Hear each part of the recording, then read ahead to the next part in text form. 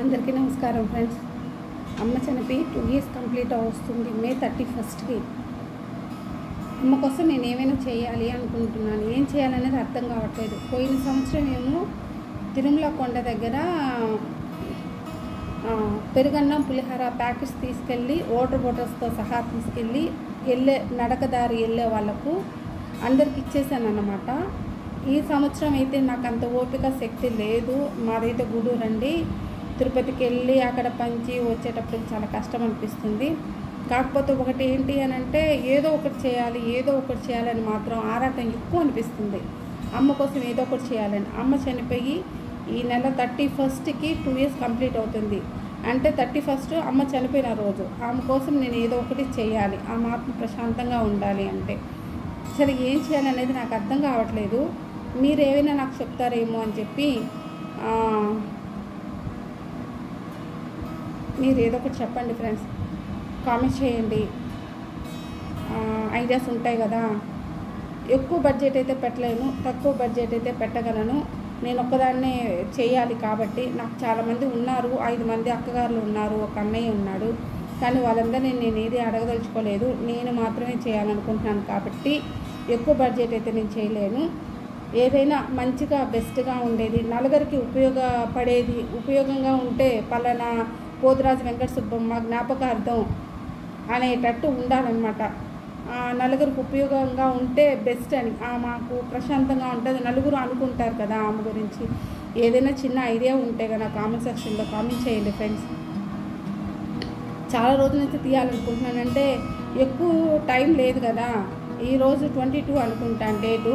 అంటే 31st ఇంకో 10 days కూడా లేదు. అందువల్ల వీడియో పెడదాము. నా సబ్స్క్రైబ్స్ ఉన్నారు, నా ఫ్రెండ్స్ ఉన్నారు కదా, అందరూ చూసిన వాళ్ళు నాకు సలహా ఇస్తారు అనే ఆలోచనతో వీడియో తీస్తున్నాను ఫ్రెండ్స్. ప్లీజ్ ఫ్రెండ్స్ కొంచెం హెల్ప్ చేయండి ఈ విషయంలో. ఇంక నాకు ఎవరు లేరు, వాళ్ళందరినీ నేను అడగలేను. నాకు 5 మంది అక్కలు ఉన్నారు కానీ నేను వాళ్ళని అడగదలుచుకోలేదు. మీరే నా బంధువులు, నా బంగారము, నా సబ్స్క్రైబ్సే నాకు చాలా బెస్ట్. వాళ్ళనే నేను అడగాలని అడుగుతున్నాను. ప్లీజ్ కొంచెం చెప్పండి. కామెంట్ సెక్షన్లో కామెంట్ చేయండి. ఫలాన్ని చేయండి అని చెప్పండి. నేనైతే ఏది ఆలోచించలేకపోతున్నాను. ఎక్కువ బడ్జెట్ ఉండకూడదు, ప్లస్ అందరికి ఉపయోగంగా ఉండాలి అనేది నాకు అర్థం కావట్లేదు. కొంచెం ప్లీజ్ మీకు ఏదైనా ఐడియా ఉంటే కామెంట్ చేయండి. అమ్మకు ఈ 31st బాగా చేయాలని అనుకుంటున్నాను. అంటే వెళ్ళి అమ్మ సమాధి మీద పూలమాల వేసి బాగా కొంచెం అందంగా డెకరేషన్ చేసి ఆ తర్వాత ఫొటోస్ కూడా షేర్ చేయమంటారా? చేస్తాను. అమ్మ సమాధి ఫొటోస్ కూడా ఈ వీడియోలో షేర్ చేస్తాను నేను. అమ్మకు కర్మంత్రం బాగానే చేశాము. ఆ తర్వాత అందరికీ బాక్స్లు ఇవ్వడం, భోజనాలు పెట్టడం అంతా బాగానే చేసాం. కానీ ఆమెను మర్చిపోలేకపోతున్నాం. పదే గుర్తొస్తుంది అమ్మ. బాత్రూంలోకి వెళ్ళిన గుర్తే, బయట వేడి నీళ్ళు పోసుకుంటానమ్మ నాకు అని చెప్పేది గుర్తే, బయట కూర్చొని అందరితో మాట్లాడేది గుర్తే.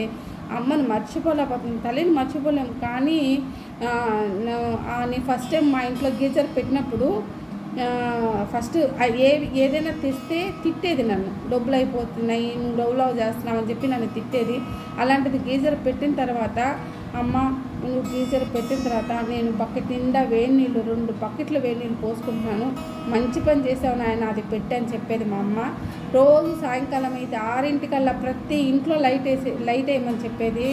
ప్రతి ఇంట్లో లైట్ వేయమ్మ, లైట్ వేసుకుంటే చాలా మంచిది, లక్ష్మీదేవి కలిసి వస్తుంది.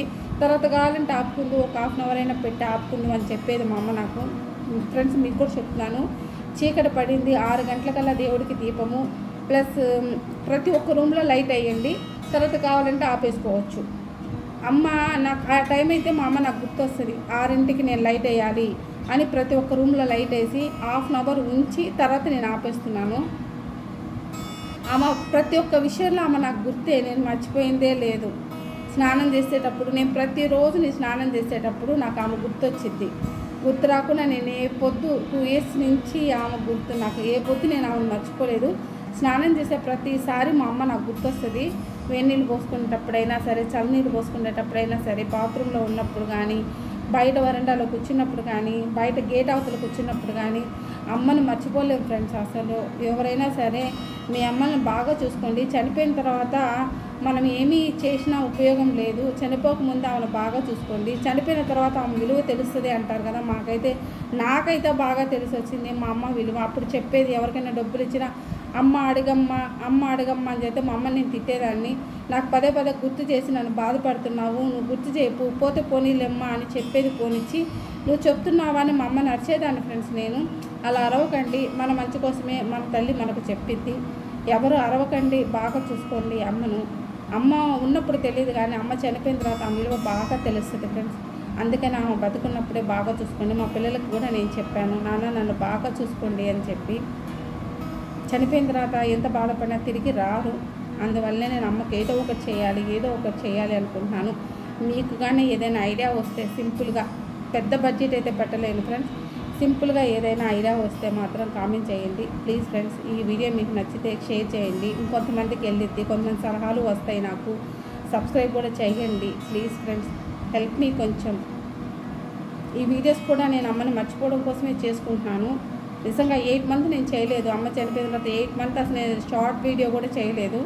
అమ్మ చనిపోయిన తర్వాత 8 మంత్ చేయలేదు. మళ్ళీ 8 మంత్ తర్వాత మా పిల్లలు చెప్పారు, అమ్మమ్మని మర్చిపోవాలంటే అమ్మమ్మని మర్చిపోవాలి అంటే నువ్వు షార్ట్ వీడియోలు అన్నా చేసుకోమ్మా, ఎందుకంటే ఆ వీడియోలు చేస్తూ ఉంటే నీకు అమ్మ అంటే వ్యూస్ రాలేదు, వ్యూస్ వస్తున్నాయి రావట్లేదు, ఇంకేం వీడియో తీయాలనేది థాట్స్ వస్తూ ఉంటాయి అని చెప్పి మా పిల్లలు చెప్పిన తర్వాత ఏదో కొంచెం అట్లా చేసుకుంటున్నాను ఫ్రెండ్స్. కొంచెం హెల్ప్ చేయండి, కామెంట్ చేయండి, మర్చిపోవద్దు. ఈ వీడియో నచ్చితే మీకు లైక్ చేయండి, ఇంకొంతమందికి షేర్ చేయండి, ప్లీజ్ సబ్స్క్రైబ్ చేయండి.